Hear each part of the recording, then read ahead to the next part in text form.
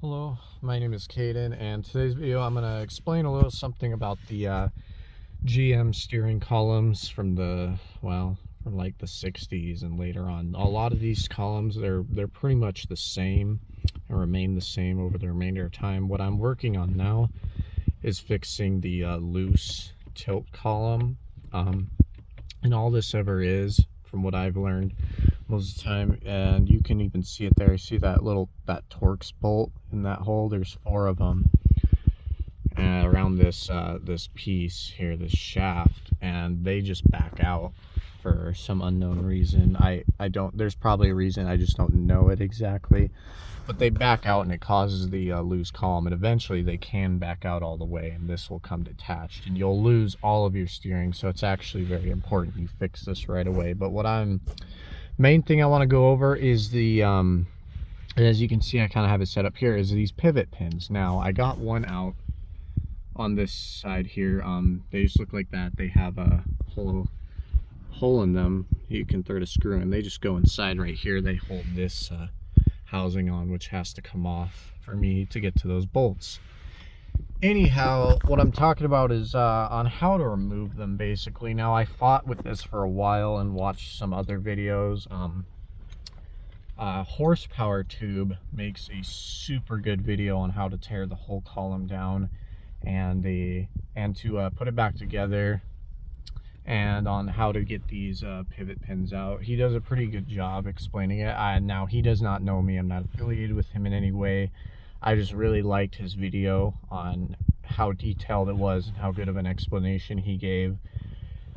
Anyhow, so he had the snap-on kit to pull these out. Now, that kit's like $70. You probably only plan to do this one time unless you're like a full-time mechanic.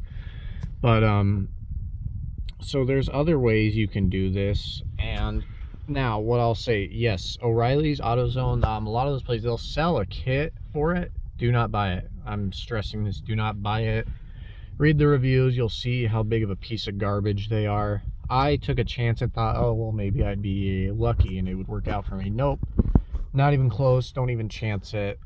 Basically the nut they give you to put around the screw, as soon as it starts getting tight, it just fucking strips out like no other, like immediately.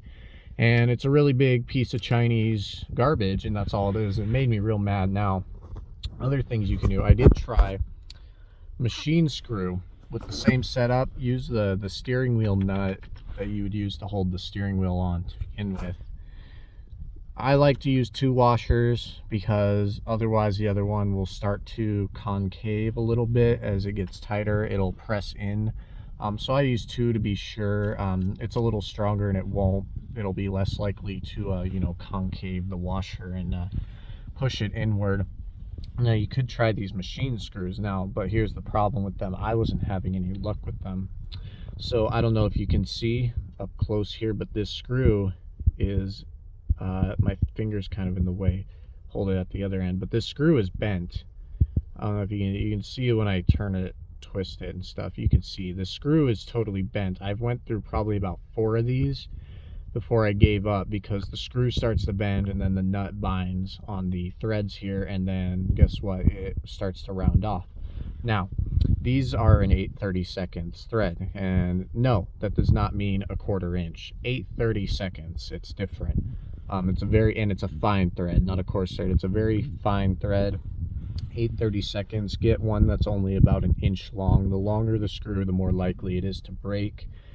However, I got these in Menards, and these ones, they're stainless steel, but they're still a little too weak. I went to Lowe's because I couldn't find it at Menards. You get a grade 8 tap screw, and I like the one with the Allen bit because it's easier to pull it out of the pin later.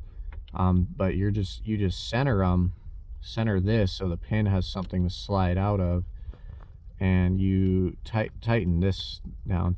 Now, you just want to put this in finger tight, the actual screw itself, and then that's when you start tightening down this nut. Now, the screw will start to turn a little bit with it. That is okay for the most part. However, on this side, I did back out the screw a little bit once I noticed. You can see there's lettering on it, which is really nice to kind of indicate how far it's rotated. So I back off the screw a little bit and I keep tightening the nut. Now you can hold it. I have a little Allen wrench kit here. I just bought one of these because surprisingly I didn't have the bit for it. It's a very specific, it's an SAE bit, not a metric one either. It's a very specific SAE, and this one says, let's see, 9/64. Am I reading that right? Exactly. Something, it's a crazy size. But anyway, once you tighten it down and it actually pulled out, now I did put some penetrating oil on it to help it. It may have helped, it may not. I want to say that it probably did, and it definitely doesn't hurt anything if you want to try.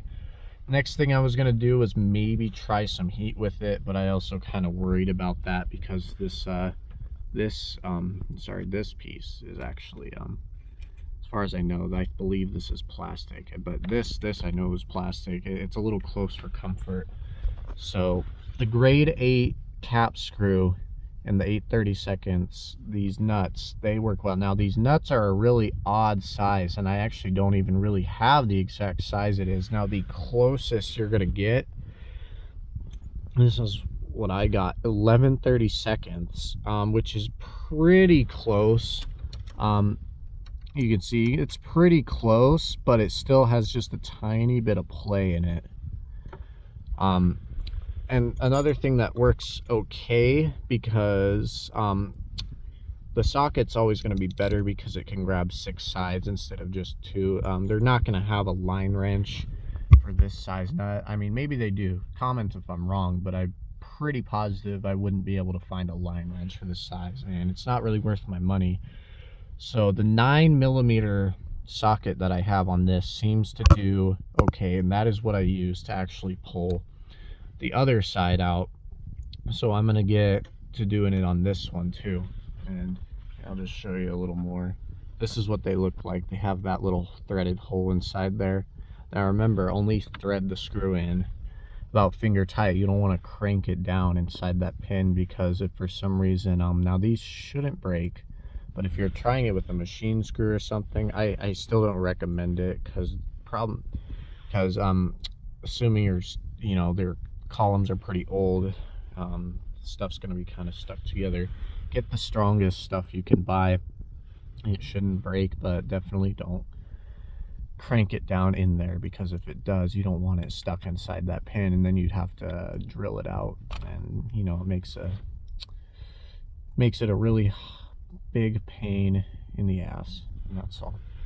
But basically, that's all I wanted to clarify is I would not try the stainless steel machine screws. I would go to Lowe's and pick up the cap screw, the grade 8 cap screw. A D15, I believe, is the drawer that I got this out of, and then just some 8/32 nuts to go along with it. And I bought the stainless steel ones.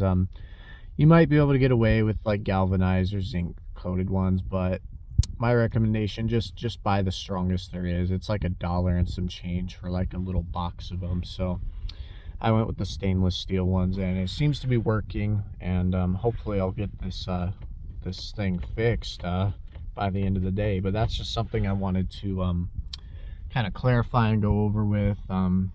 Yeah, it's a lot of little pieces and stuff. If you're not experienced, I don't recommend trying this. You have to go underneath and move this panel, and plug a wiring harness and stuff too, get some slack on the wires.